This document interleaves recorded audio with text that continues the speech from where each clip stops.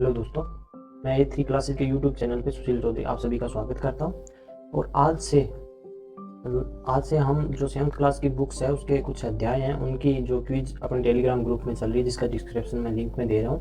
तो उसी Telegram group में जो क्विज चल रही है उन्हीं क्वेश्चन का एक्सप्लेन करने के लिए मैं आपके सामने आया हूँ। और बाकी की जो क्विज 6 क्लास की जो बुक्स हो चुकी है या इसके जो अध्याय पहले हो चुके हैं उन अध्यायों के वीडियो भी आपको जल्दी ही अवेलेबल करवा दिए जाएंगे। ठीक है, तो आज जो हम अपने अध्याय करेंगे वो देखिए, जो 7th क्लास की जो बुक्स हैं उसी के 19 और 20 दो अध्याय हैं, उन्हीं के बारे में आज अपने करेंगे।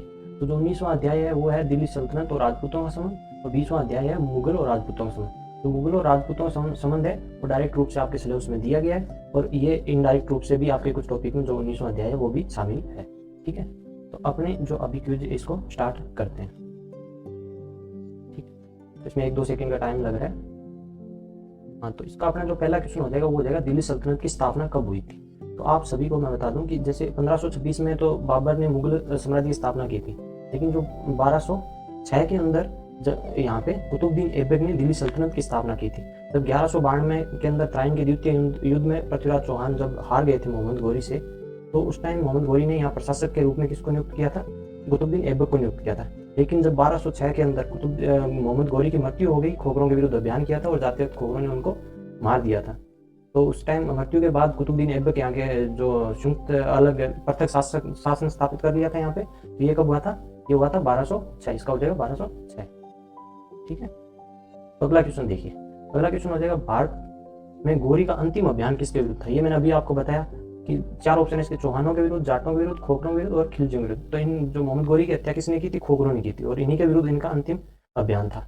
और इनका जो एक इससे पहले जो अभियान आता है वो भी थोड़ा ध्यान में रखिए, जो उस युद्ध को बोलते हैं चंदावर का युद्ध, जो हुआ था मोहम्मद घोरी और जयचंद के बीच में 1194 के लगभग। इसमें जयचंद हार गया था और घोरी विजय रहा था। ठीक है, तो इसका हो जाएगा खोखरों के विरुद्ध। 3 नंबर क्वेश्चन देखें। तो 3 नंबर, 1 मिनट थोड़ा सा, हाँ अब दिख रहा होगा आपको। 3 नंबर क्वेश्चन में हो जाएगा कि ये बताया गया है जो दिल्ली सल्तनत काल था उसमें वंशों का सही क्रम क्या था। जो वंशों का सही क्रम होगा वो हो जाएगा अपने, देखो सबसे पहले आएगा गुलाम वंश 1206 से 1290 तक, जिसके संस्थापक आपको मैंने अभी बताया था कुतुबुद्दीन ऐबक। दूसरा वंश आ जाएगा खिलजी वंश। खिलजी वंश के जो हुआ था 1290 से 1320 तक, इसका था जलालुद्दीन खिलजी संस्थापक। तीसरा आ जाएगा तुगलक वंश। तुगलक वंश का जो था 1320 से 1414 तक, इसका था गयासुद्दीन तुगलक, या इसको बोलते थे गाजी मलिक। ठीक है, उसके बाद आएगा सैयद वंश, जिसका था 1414 से 1451 तक, खिजर खान था इसका संस्थापक। उसके बाद आएगा लोधी वंश। लोधी वंश है वो जब तक बाबर ने पानीपत के युद्ध में इब्राहिम लोधी को हराया था तब तक इसका रहा है। तो इसका संस्थापक था तो जैसे मैंने आपको बताया वो क्रम उसके हिसाब से जो अपना इसका सही बैठेगा वो बैठेगा। जो इसका सेकंड नंबर ऑप्शन है गुलाम वंश, खिलजी वंश, तुगलक वंश, सैयद वंश और लोधी वंश। ठीक है, इसका ये हो जाएगा सही। आगे चलते हैं। आगे अपने जो 3 नंबर क्वेश्चन आ जाएगा वो आ जाएगा, जो इसका क्वेश्चन है वो पढ़िए।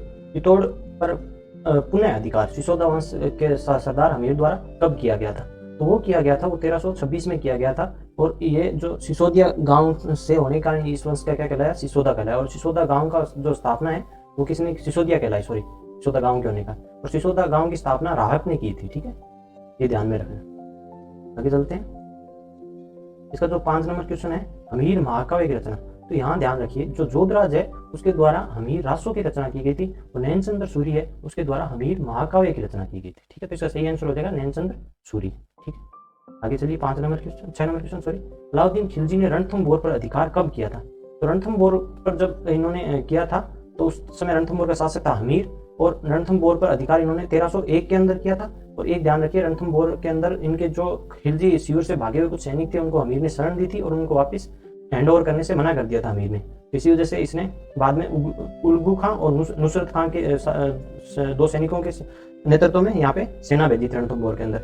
लेकिन यहाँ नुसरत खां मारा गया था और यहाँ खिलजियों की सेना पराजित हो रही थी। तो फिर 1301 में अलाउद्दीन खिलजी खुद यहाँ पहुंचा और यहाँ पे साका हुआ और हमीर देव हार गया और रणथंभौर पर अलाउद्दीन खिलजी का अधिकार हो गया।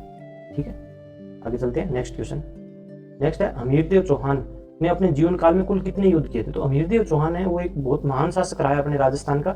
इसमें कहते हैं कि इसने अपनी लाइफ में पूरे 17 युद्ध किए थे। इसका अंतिम युद्ध था अलाउद्दीन खिलजी के विरुद्ध, वो हार गया था। उसके अलावा इसके सारे विजय रहे थे। तो इसने टोटल 17 युद्ध किए थे। आगे देखिए, कानड़ देव के काल में जालोर का साका कब हुआ था? तो ये जो देखिए इसमें अलग अलग स्टोरी है। कुछ लोग जो अलाउद्दीन खिलजी की पुत्री थी फिरोजा, और कर्णदेव देव का पुत्र था वीरमदेव, उनकी लव स्टोरी का एंगल बताते हैं। कुछ लोग बताते हैं कि जब अलाउद्दीन खिलजी गुजरात का अभियान करने जा रहा था तो उस टाइम कर्णदेव ने मतलब वहाँ की शिवलिंग वगैरह लूट के लाया मंदिर से, तो कर्णदेव ने इस खिलजी की सेना पे जो आक्रमण करके वो शिवलिंग वगैरह छीन ली थी। इससे गुस्सा होकर 1308 के अंदर अलाउद्दीन खिलजी ने जालौर के अंदर आक्रमण किया और जालौर पर अधिकार कर लिया था।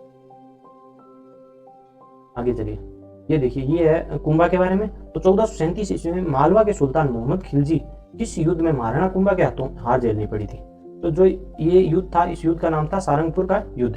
इसमें कहते हैं कि जो कुंभा था, उन्होंने मोहम्मद खिलजी का मांडू तक पीछा किया और मांडू से मोहम्मद खिलजी को वहां पे कैद कर लिया और 6 महीने तक इनको चित्तौड़ में रखा। उसके बाद इन्होंने इसको बरी कर दिया। फिर भी इतना इनको रखने के बाद मोहम्मद खिलजी सुधरा नहीं और फिर भी इसके बाद भी इन दोनों के मध्य युद्ध हुआ, जिसमें गुजरात के शासक और मालवा के दोनों संयुक्त शासकों को भी बाद में कुंभा है वो हराते हैं। ठीक है, तो इस समय हो जाएगा सारंगपुर का युद्ध।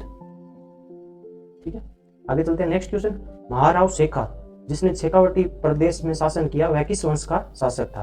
तो ये देखिए, जो महाराव शेखा है वो कच्छावा वंश, आमेर में जो शासन करते थे उस वंश का वंशज था, और इनके बड़े भाई थे, उनका नाम था चंद्रसेन। तो चंद्रसेन है वो क्या है, इनके जो अलग जो शेखावटी प्रदेश में इन्होंने शासन किया वहां उसको स्वीकार नहीं करते थे। लेकिन बाद में 1471 ईस्वी के अंदर इन दोनों के मध्य, चंद्रसेन और शेखा के मध्य युद्ध हुआ, जिसमें शेखा विजय रहा। इसके बाद इनके जो शासक था शेखावटी क्षेत्र का, उसको मान्यता प्रदान की गई आमेर के द्वारा। इसका हो जाएगा कच्छावा वंश। अगला चलिए, तो 11 नंबर है वो है सूर वंश, जो शेरशाह सूरी ने स्थापित किया था हुमायूं को पराजित करके। उसको पदगद्दी से किसने उतारा था एक तरह। तो उसके लिए जो रेवाड़ी का अपना जो है हिंदू शासक था हेमचंद्र, जो जिसने विक्रमादित्य की उपाधि धारण की थी, उसको शॉर्ट नाम क्या हो जाएगा, हेमू। आगे चलिए, क्वेश्चन नंबर 12, महाराणा प्रताप का जन्म किस विक्रमी संवत में हुआ था? तो यहाँ सभी को ध्यान यही रहता है, अपने ईस्वी संवत पहले ही ऑप्शन में दे रखा है, ईस्वी संवत 1540, तो अपने जाके ठीक उसी पे करते हैं। लेकिन विक्रमी संवत हमेशा देखिए 57 साल आगे चलता है, 57 साल आगे चलता है, तो इसका आंसर हो जाएगा 1597। तो ये कुछ क्वेश्चन अपने को घुमाने के लिए बनाए जाते हैं, अपने को आंसर पता होता है, पर अपने क्या है, जो रटा फिक्स होता है उसी को दे देते हैं। इसका आंसर हो जाएगा 1597। ठीक है, आगे चलिए, महाराणा प्रताप का सर्वप्रथम राज्याभिषेक कहाँ किया गया था? तो ये देखिए, ये होली के दिन बताते हैं कि गोगुंदा के अंदर जो इनके चुंडावत सामंत होते थे, जिनको राज्याभिषेक का अधिकार था, जिस समय मोकल को शासक बनाया गया था, लाखा के पुत्र, तो लाखा के एक पुत्र जो भीष्म पितामह कहलाते हैं, चुंडा ने अपने राज्य त्याग बलिदान किया था, इसलिए उनको ये अधिकार दिए गए थे कुछ कि एक तो राहुल सेना के अंदर सबसे आगे रहे हैं, दूसरा ये कुछ 16 विशेष अधिकार बताते हैं, 16 थे या 4 थे कुछ विशेष अधिकार थे। उनमें से एक ये भी था कि वो हमेशा जब भी अब महाराणा पर मतलब कोई भी महाराणा बनेगा तो उसका राज्याभिषेक किस सामंत के द्वारा किया जाएगा, सदुमगढ़ के सामंत या चुंडावतों के द्वारा किया जाएगा। कृष्ण सिंह चुंडावत और अन्य सामंतों के द्वारा इनका गोगुंदा के अंदर राज्याभिषेक किया गया था। अगला चलिए, हल्दी घाटी युद्ध में महाराणा प्रताप की सेना रावल दस्ते में चुंडावतों के साथ, देखो चुंडावतों में मैंने अभी बताया कि उनको उस मतलब चुंडा के त्याग के कारण ये अधिकार प्राप्त हुए थे, और उनके साथ उस टाइम हल्दी घाटी युद्ध में कौन था? वो एक था मुस्लिम जो शेरशाह सूरी का वंशज और मुस्लिम सेनापति हाकिम खां सूर था। आगे 15 नंबर क्वेश्चन, दिवेर के युद्ध में महाराणा प्रताप की निर्णायक विजय वर्तमान में किस जिले में? तो ये दिवेर का युद्ध है, ये एक जैसे अलग अलग मुगल थाने थे, तो ये दिवेर के अंदर मुगल थाना था, वहां पे जो इसका थानेदार था वो था सुल्तान सिंह, और दिवेर पे यहाँ 1582 अक्टूबर 1582 के लगभग आक्रमण किया महाराणा प्रताप ने, और जो इसके सुल्तान सिंह जो इसका थानेदार था उसको पराजित किया और मार डाला गया, और ये है अभी वर्तमान में राजसमंद जिले के अंदर स्थित है। आगे चलिए, महाराणा प्रताप का जन्म किस स्थान पे होता? तो इसके बारे में महाराणा प्रताप का जो जन्म हुआ था वो आप सभी को वैसे ध्यान होगा, कुंभलगढ़ के किले के अंदर हुआ था।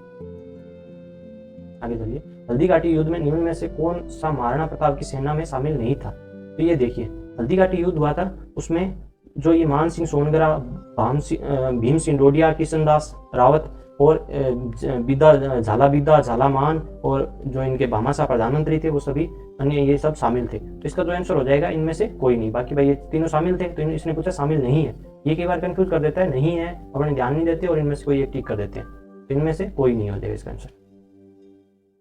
आगे देखिए, डींग की स्थापना किसने की थी? तो डींग है उसकी स्थापना की थी महाराजा बदन सिंह। अब सेना का अग्रिम भाग क्या कहलाता है? मैंने आपको बताया था चुंडावतों का अधिकार था सेना के अग्रिम भाग मतलब राहुल में रहने का, और चंदावल है वो कहलाता है अंतिम भाग। तो अग्रिम भाग क्या कहलाएगा? राहुल कहलाएगा, इसका सही हो जाएगा राहुल।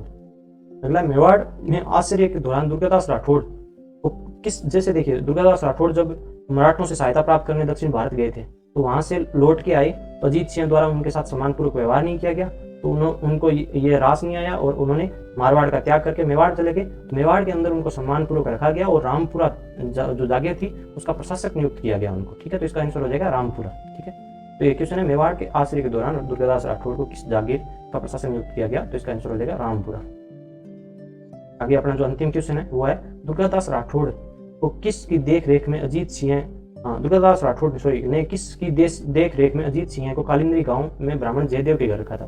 तो देखिए, सिरोही के जो महाराव थे वेरी साल, उनकी देख रेख में इनको ब्राह्मण जयदेव के घर उनकी पत्नी ने पाल पोस कर बड़ा किया था अजीत सिंह को। तो इसका जो सही आंसर हो जाएगा महाराव वेरी साल। तो आई होप आप सभी को इस चीज़ से फायदा होगा। आपको बार बार जो कुछ लोग कहते हैं कि हमें बुक्स पढ़ने में परेशानी होती है, आरबीएससी की बुक्स पढ़ नहीं पाते हैं, तो मैंने आपके लिए जितने क्वेश्चन उन लेसन से इंपॉर्टेंट बन सकते थे वो निकाले हैं, और भी एक दो जैसे हर क्वेश्चन के साथ साथ एक दो टॉपिक पॉइंट मैंने बताए हैं, जिससे आप सभी को फायदा हो। बेस्ट ऑफ लक आप सभी को रीट की तैयारी के लिए, और लगे रहिए, अब ज़्यादा टाइम बाकी नहीं है। आई होप आप घर पे रह के अच्छे से तैयारी कर रहे होंगे। तो मेरा जो भी वन पड़ेगा मैं आपका सहयोग करता रहूँगा। धन्यवाद।